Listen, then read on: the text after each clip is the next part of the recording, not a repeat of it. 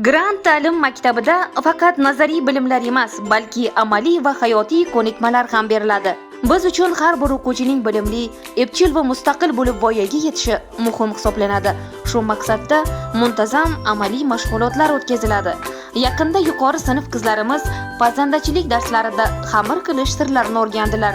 Bu dars ularga nafaqat pazandachilik, balki sabr, puxtalik va mehnatga hurmatni ham singdiradi. Tikuvchilik mashg'ulotlarida esa boshqa bir guruh qizlar tugma qadashni mashq qilishdi. Oddiy ko'ringan bu ish qiz bolaning mustaqil hayotida juda kerakli ko'nikma hisoblanadi. Kashta tikishga qiziqqan qizlarimiz esa o'z ijodiy ishlarini davom ettirib, har bir chokda did va mehrni namoyon qilishdi. Bu mashg'ulotlar orqali qizlarimiz mehnatning bahosini anglashni va kelajak hayotiga astalik bilan tayyorlanishni o'rganmoqdalar.